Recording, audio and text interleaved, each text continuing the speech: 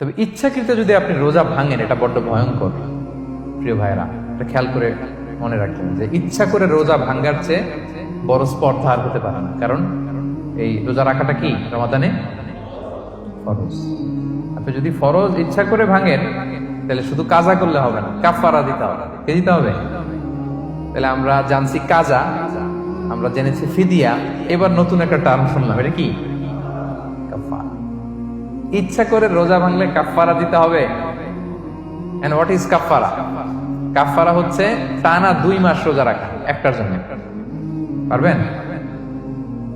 রমজানেরটা রাখতে তো খবর হয়ে যায়, কি বলেন? ইচ্ছা করে যদি কেউ রোজা ভাঙে, তার কাজা কাফারা দুইটাই লাগবে।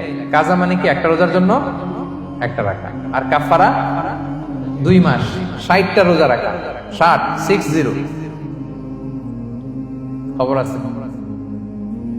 কিন্তু আপনি ইচ্ছা করে যদি রোজা ভাঙেন, এটার জন্য কাজা করলেন, একটা 60টা রাখলেন, মোট 61টা রাখার পরেও রমাদানের যে রোজা, এটার ফজিলত কি আপনি পাবেন? এটা আপনি পাবেন না। এটা বড্ড ভয়ঙ্কর। আমরা যেন ইচ্ছা করে কেউ রোজা না ভাঙি। এই ইচ্ছা করে যদি কেউ রোজা ভাঙে, অথবা ইচ্ছা করে দিনের বেলায় যদি কেউ ফিজিক্যাল ইন্টারকোর্স করে, তখন তার কাজাও করা লাগবে, কাফারাও করা লাগবে। এই ভুল যেন আমরা কখনো না করি, মনে থাকবে।